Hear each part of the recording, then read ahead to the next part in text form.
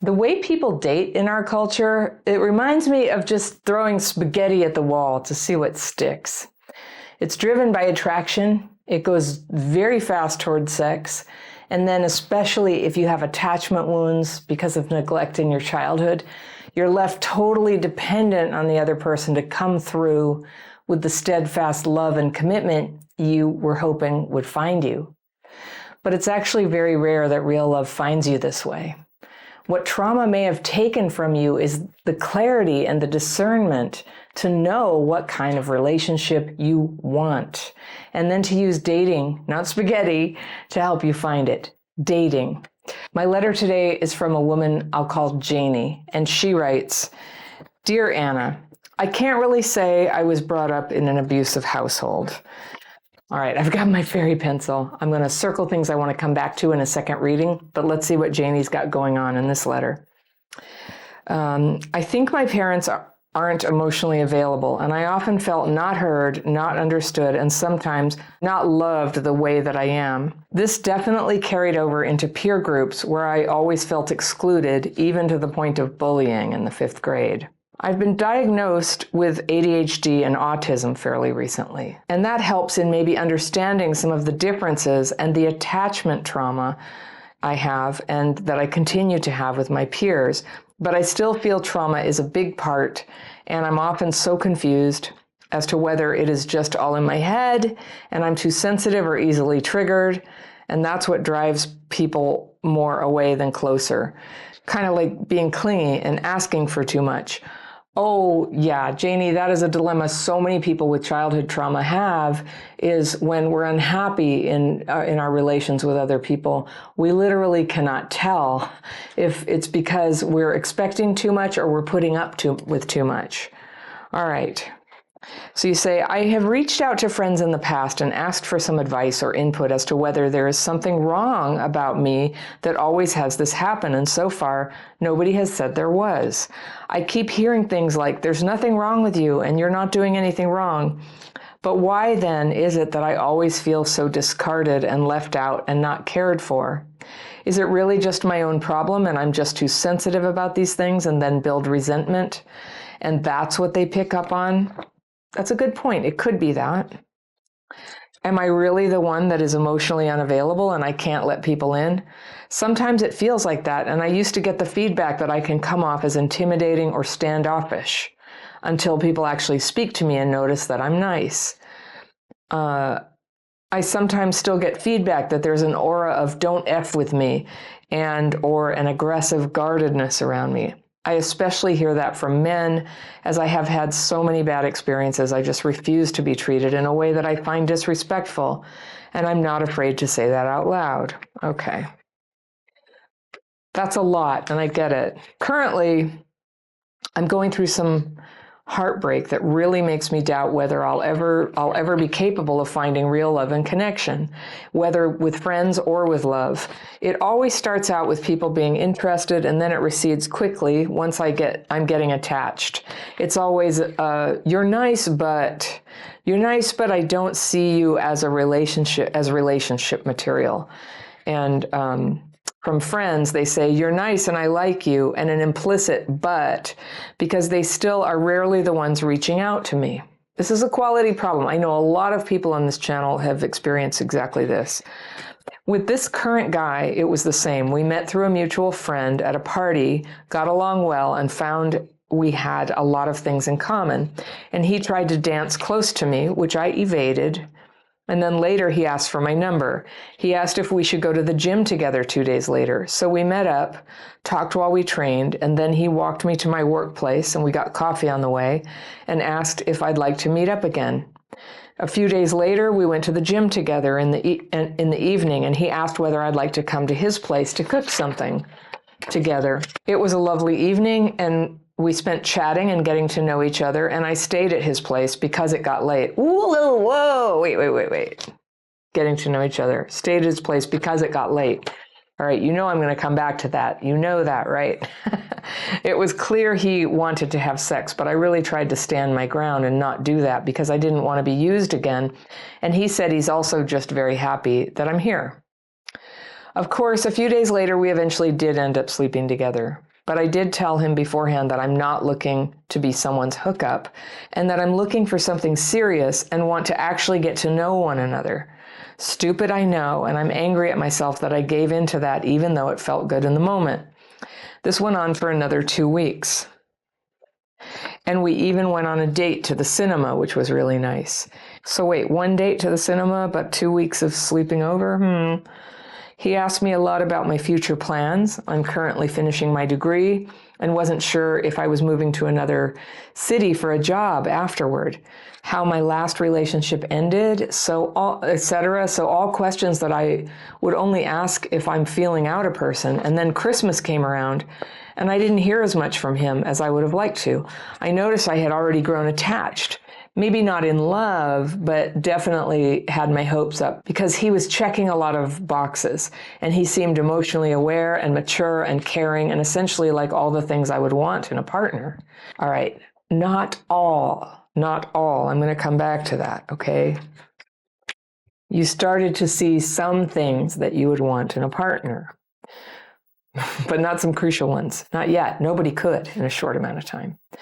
I got really anxious because I thought he was pulling away while I was crushing hard and wanting to hear from him. He didn't seem to want that, and while he wasn't texting nothing, it also didn't seem like he was falling in love or at least developing a crush.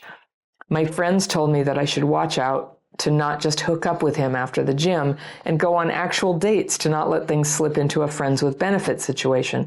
I suggested doing that once we were back from visiting our families, and he said he'd really love that and suggested going ice skating. Okay, good date, right? The new year came around. He still didn't make as much of an effort to see me as before Christmas and called off our date because he wasn't feeling well, but suggested we go on a walk a day later. I already felt there was something up. Good, you have intuition. He then broke the news to me that while he liked getting to know me and enjoyed spending time with me, he wasn't feeling like this was going to develop into something serious, and he doesn't want to string me along. But he would really like to be friends with me, as he likes me a lot and loves our post-gym cooking sessions. Oh, you young people, being friends. I was devastated. Here I was catching feelings for someone I thought is truly a great guy, and he doesn't like me enough. Okay, but you know what? That doesn't mean he's not a great guy. He's dating. He's going on some dates to see if he feels like you're the one. And he didn't have that feeling. He gave it a shot. That's what dating is. All right, I'm going to talk to you about that. I'm going to talk to you about how you can adopt that attitude too, not being callous towards people. It's not a bad person not to come through with a serious commitment to somebody you've been dating for a couple weeks. Totally normal. We had a long conversation and he couldn't tell me what it was that made him not feel enough for a relationship. He said it's nothing about me since he likes me, but he doesn't see himself with me in 10 years, and it's kind of like the same feeling he had with his ex. He told me they broke up after 2.5 years and are still friendly, but figured they'd just vibe better as friends. I'll get back to that friend thing. I really didn't like that comparison and told him as much. Okay, I'm calling you out right here. You asked him to do something that's very awkward and hard for somebody. He was briefly dating you. I'm going to go right into talking to you about this. He was briefly dating you. He took some time. He did give it a chance to see how it went, and he just wasn't feeling it. This thing where you wanted to know, but why? Why did you not feel it for me? There's not really a reason like that we're not in love with everybody. Sometimes we get attracted and then gradually we can just feel like it's not this one. And the right thing to do, I just like how he broke up with you, that he told you he made a time to tell you and he didn't see it, I don't see this becoming something serious. And then bringing up his ex, I don't know. I'm guessing that got brought up because you kept asking, you wanted reasons. And in your mind, it's like, there must be something wrong with me. But you know what's happening is your trauma mind is thinking, I like you. Therefore, if you don't feel the same way, something is wrong with me. But I want you to be realistic. But all the people who are actually really cool around you, how many of them are you actually attracted to or would want to be in a relationship with? He was attracted to you, but it only went so far. And that's how it works. That's how every person is. Every person is like that. And this is why there is so much pop music about getting your heart broken, because sometimes it's one way. One of us falls totally in love and the other one doesn't. or the other one does for a while and then doesn't. And it hurts. But this is why we date in a structured way, especially if you had trauma growing up. It's so important to give yourself some guardrails so that you don't become 100% invested, that this is your whole emotional life. This is everything you ever hoped for, so that you have a way to stay grounded in reality, that you are getting to know somebody. And what you're getting to know is, are they going to become into you? Is that going to happen? Are they going to stay into you? Are they good people? How do they act under stress? So that's what dating is for. So really what happened here is no harm, no foul. One thing, if you end up sleeping with somebody fast and you have an attachment wound, or really, you don't even have to be wounded. It's pretty common and natural to bond around sex. So you don't want to do that too soon, because then your mind starts to believe that you're together. It can't help it. Your body believes you're together. Your mind believes you're together. Your heart believes you're together. And yet then you get this total disappointment that you're actually not together.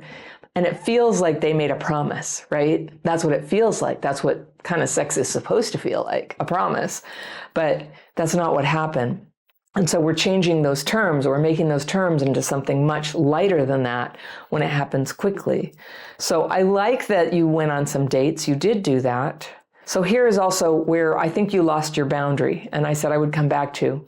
Lovely evening. The first time you went to the gym, and then on the second date, you went to his house to cook and chatted, and you had such a nice time. You stayed at his house because it was late. Never stay at a guy's house because it's late, unless he's your boyfriend. Don't stay at his house. Don't date like that. That's not a date. It's not realistic to expect that sex isn't going to happen.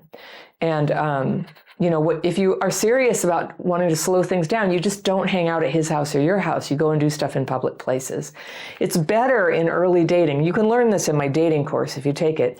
It's better in early dating to keep things short. You start with coffee, work your way up to dinner. You don't do big all-day things right away. The only exception would be is if they live very far away and you've been communicating online and this is this one weekend. When you go visit somebody online, by the way, people, you don't stay with them. You don't stay with them. You want to be able to get to know them without the fog of sex coming in and distorting your perception and activating your horrible trauma wound and all the stuff that happened with exes and all of that. You want to just be like your pristine self sitting on your throne, observing what is happening and deciding if later you might want to go a little closer with this person. That's the secret, okay, everybody? That is the secret. And I did not have a great lasting relationship until I figured that out. So I'm always telling people there's something you can do.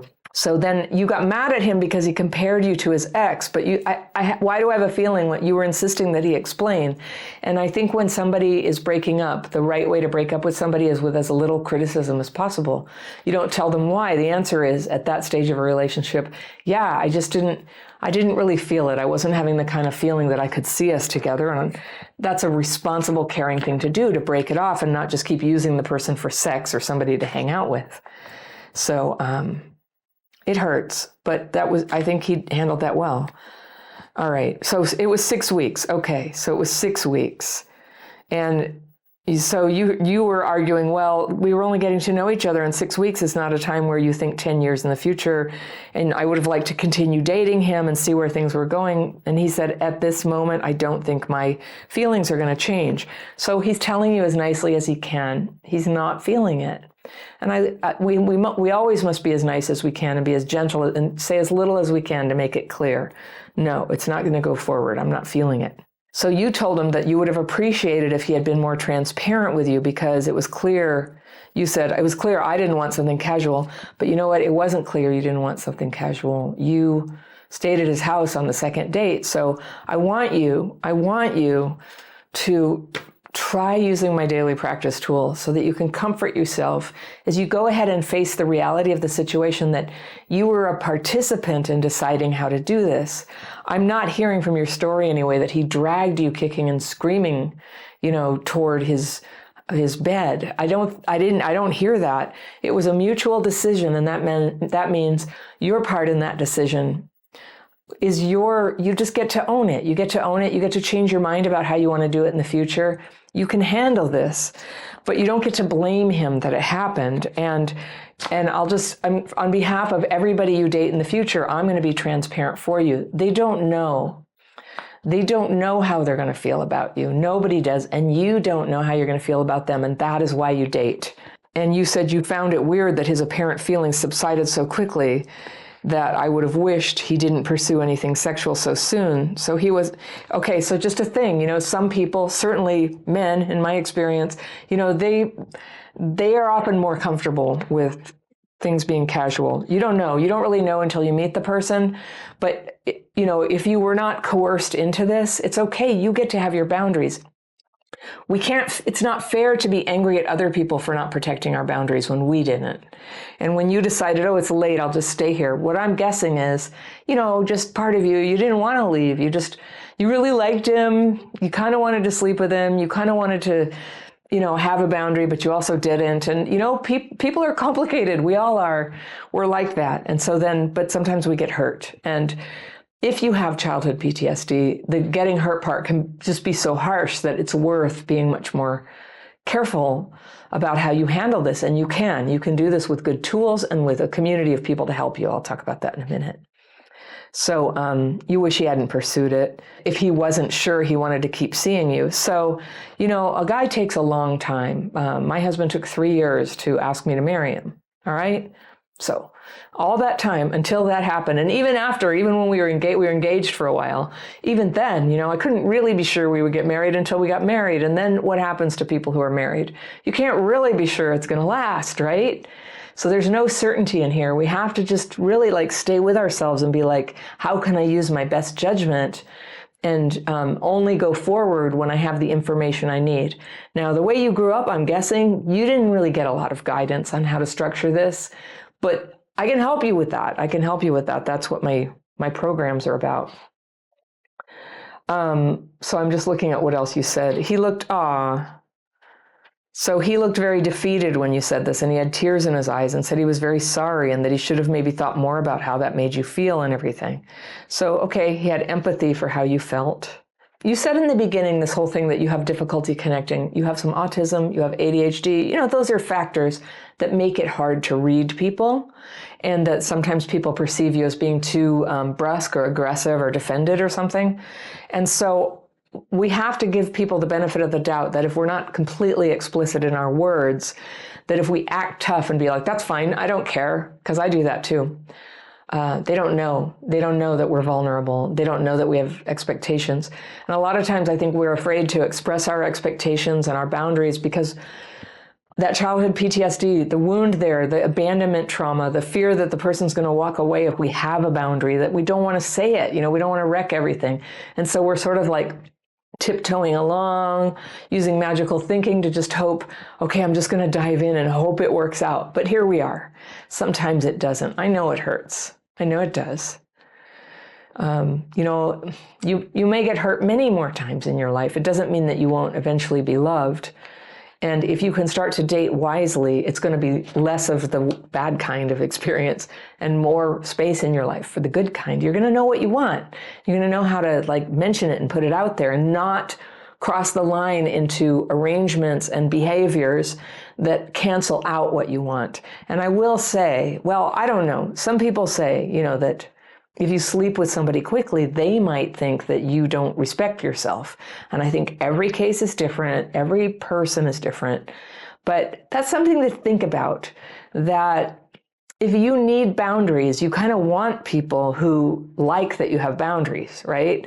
So to be afraid to express them, if for losing somebody, that's kind of how you could end up down this path with somebody who still a year from now doesn't respect your boundaries, doesn't get it, doesn't understand your vulnerabilities. So if people are going to leave because you say, I need to go slow, let them. Don't let the door hit you on the way out. No, there's no reason to be mad at them.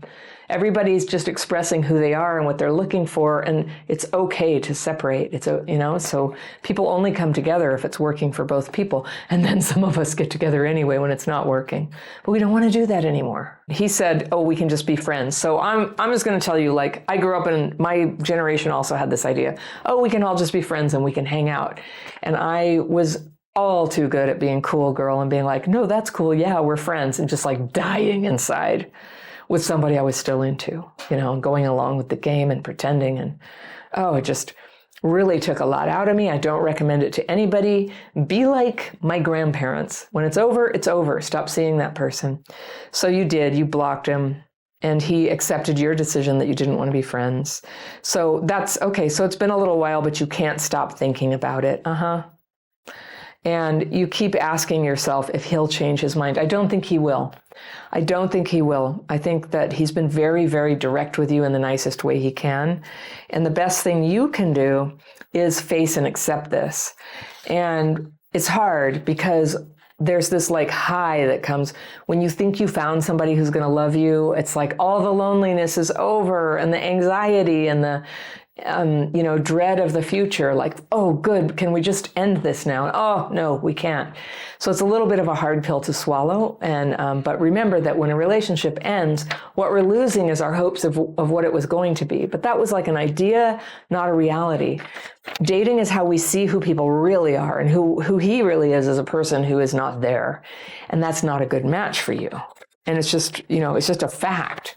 A person who is good for you, is with you, wants to be with you. And you're still sitting there wondering, what did I do wrong? But I don't hear anything you did wrong. I hear nothing that you did wrong, except for maybe got in over your head attachment-wise. But I have no evidence here that bothered him, or maybe it gave him a clue that he better say something now because things were not as casual as it may have seemed. See, when you act like you're cool with everything, you're sending the signal that you're cool with everything. So they don't really know there's a boundary there. And you see him and you think he'd be a great partner. And yeah, maybe for somebody, but not for you, because you need the guy who really loves you. So how can you heal from this and stop gravitating to unavailable people and actually become attracted to and attractive to people that I really want? I think you did great with this guy. He gave it a chance. You gave it a chance. This one didn't work out. It's to be expected in dating that there are going to be several of those, and then sometimes it does work out. So in the meantime, until love comes to town again, you keep working on yourself. You keep working on your trauma. Build up a life that is fun and connected for you. Like you said in the beginning, you have a hard time connecting with people. So you know what? I want to recommend to you and invite you. I think you would really like my connection boot camp. It talks about how to gradually become somebody who can do connection. If you can be connected with people in general, it puts you on a much better footing to date somebody, because then it's not like all or nothing. It's not like if this doesn't work out, I'm going to be alone forever, every day. It's not like that. You have your friends and you can call them right away and text them in the middle of a date and go, I feel like he's pulling away. Whole different thing, right? To have your friends. So if you don't have those yet, well, I welcome you to come into my membership program. We have it. We have a bunch of people who have childhood PTSD who are working on themselves and supporting each other. You get access to all my courses. You can come to all my monthly webinars for free, and a lot of other things that we do. One of them is a secret Facebook group for the members where there's peer-led daily practice calls every day, multiple times a day. It's a pretty cool group. When you have friends who are walking the same path as you, that's like twice as good as just friends, but friends who are walking the same path, other women who you can connect with and talk about dates coming up or having trouble getting over, and you guys can support each other in applying the principles of this healing method I teach.